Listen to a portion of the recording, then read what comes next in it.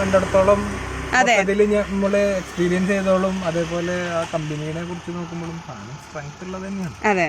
അതിപ്പോ അന്വേഷിച്ചത്, അപ്പൊ നമ്മൾ അന്വേഷിച്ചപ്പോഴാണ് വീനർ ബർഗർ എന്ന് പറഞ്ഞിട്ടുള്ള കമ്പനിയെ കുറിച്ചിട്ട് കേട്ടത്.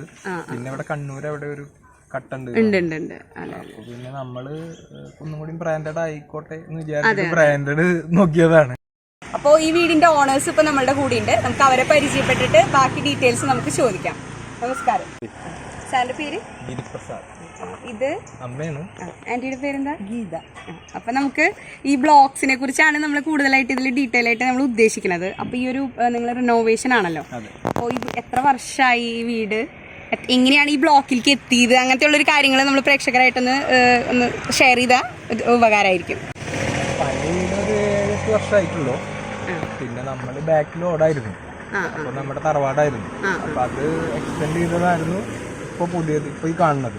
അത് നമ്മളിപ്പോ ബാക്കിലത്തെ ഓട് തട്ടിയിട്ട് മൊത്തം ഈ ബ്രിക്ക് കൊണ്ടാക്കി. അതിലേക്ക് എന്താന്ന് വെച്ച് കഴിഞ്ഞാല് ഒന്ന് മൊത്തത്തിലൊരു വെറൈറ്റി ഉണ്ട്, ഇങ്ങനെ എക്സ്പോസ് ചെയ്ത് പ്രത്യേക ഭംഗിയുണ്ട്. പിന്നെ കോസ്റ്റ് കുറവ്.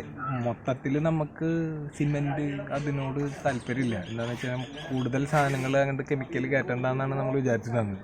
അപ്പൊ നമ്മള് ഒരു ആർട്ടിഫിഷ്യൽ അല്ലാണ്ട് ഒരു നാച്ചുറൽ കളിമണ്ണ് എന്നുള്ളതാണ് ഏറ്റവും അട്രാക്റ്റീവ്. അങ്ങനെയാണ്. അപ്പൊ നമ്മുടെ ബ്രദർ ഉണ്ട്, അവനും ഇതേപോലെ സെർച്ച് ചെയ്തിട്ട് അവസാനം എത്തിയതാണ്. അവനും പുറത്തൊക്കെ പോയിട്ട് കുറച്ച് അതെ ഇങ്ങനത്തെയൊക്കെ കണ്ടിട്ടുണ്ടാവുന്നല്ലേ. അതെ, പുറത്തുമാണെങ്കിലും പുറം രാജ്യങ്ങളൊക്കെ ഉള്ള ഒരു പ്രൊഡക്റ്റ് ആണല്ലോ. അപ്പോഴാണ് നമ്മൾ അന്വേഷിച്ചത്. അപ്പൊ നമ്മൾ അന്വേഷിച്ചപ്പോഴാണ് വീനർ ബർഗർ എന്ന് പറഞ്ഞിട്ടുള്ള കമ്പനിയെ കുറിച്ചിട്ട് കേട്ടത്. പിന്നെ ഇവിടെ കണ്ണൂർ അവിടെ ഒരു കട്ടുണ്ട്. അപ്പൊ പിന്നെ നമ്മള് ഒന്നും കൂടി ബ്രാൻഡഡ് ആയിക്കോട്ടെ എന്ന് വിചാരിച്ചിട്ട് ബ്രാൻഡഡ് നോക്കിയതാണ്. അങ്ങനെ അന്വേഷിച്ചിട്ടാണ് അവസാനം ഇതിലേക്ക് എത്തിയത്. ഇപ്പൊ പണി ഏകദേശം ഇപ്പൊ വാർക്കിയായി അല്ലേ? മോളിലത്തെ വാർപ്പായി. ഇപ്പൊ എത്ര ബ്ലോക്സ് വന്നിട്ടുണ്ടാവും അങ്ങനെ അറിയാമോ? 700-800 ബ്ലോക്ക് ആയി. 4000-ന്റെ അടുത്ത് കട്ട വന്നിട്ടുണ്ട്.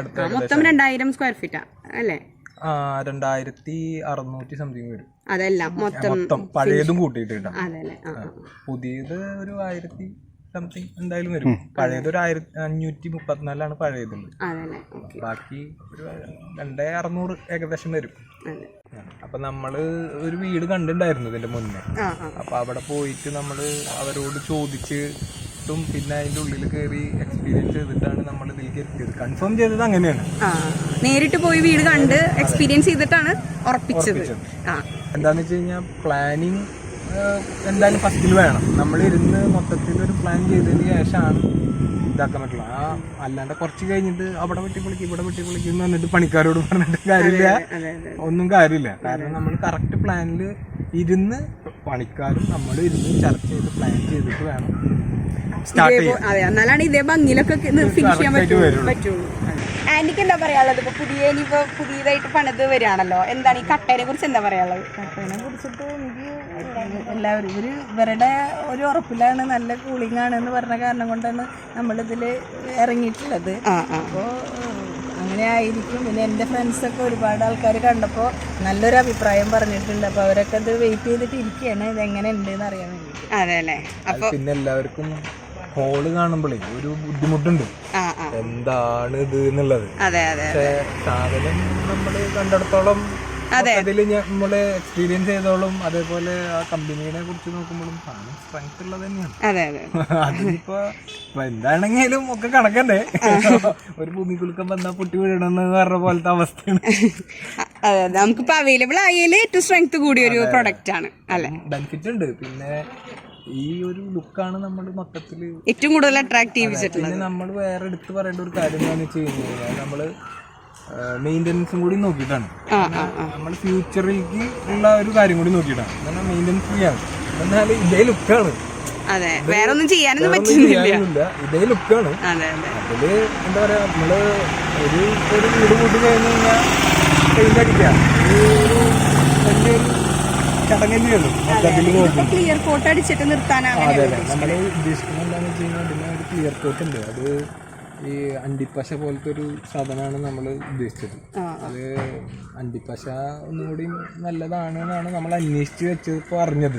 അതെ, വാട്ടർ റിപ്പല്ലൻസി മൊത്തത്തില് നല്ലതാണെന്നാണ് പറയുന്നത്. നാച്ചുറൽ ആയിട്ടുള്ള വാട്ടർ പിടിക്കാൻ വാട്ടർ ഇതാവാത്ത അബ്സോർബ് ചെയ്യാത്തൊരു സാധനം അതാണെന്നാണ് കേട്ടത്. അത് നമ്മൾ അന്വേഷിച്ചപ്പോൾ പറഞ്ഞത് ഈ കടലിൽ പോണ വഞ്ചിമേലൊക്കെ ഈ സാധനം അത്ര അടിക്കുക, ഈ അണ്ടിപ്പശ അത്ര അടിക്കുക. അപ്പോൾ വെള്ളം എന്ത് ചെയ്യില്ല, ഈ മരം അബ്സോർബ് ചെയ്യില്ല. ഇത് എനിക്ക് ഒരു പുതിയ അറിവാണ് കേട്ടോ, ഈ അണ്ടിപ്പശ അങ്ങനെ തന്നെ വാങ്ങിക്കാൻ കിട്ടും. അപ്പൊ നാച്ചുറൽ ആയിട്ടുള്ള ഒരു എന്താ വാട്ടർ അബ്സോർപ്ഷൻ ഇല്ലാത്ത ഒരു ഇത് ഈ അണ്ടിപ്പശ എന്നാണ് കേട്ടത്. നമ്മുടെ നാട്ടിൽ അത് അങ്ങനെയായിട്ട് വാങ്ങിക്കാൻ കിട്ടില്ലേ? കിട്ടും. അത് അത് അത് വെറിയതായ രീതിയിൽ കുറച്ച് എന്തെങ്കിലുമൊക്കെ ചെയ്യുന്നുണ്ടാവും, അതെനിക്കറിയില്ല. പക്ഷെ ഈ സാധനം എന്താണെന്ന് വെച്ച് കഴിഞ്ഞാൽ ഈ എന്താ പറയാ, മരം കുത്തില്ല, ഈ ചതല് അങ്ങനെയുള്ള സാധനങ്ങളൊന്നും വരില്ല.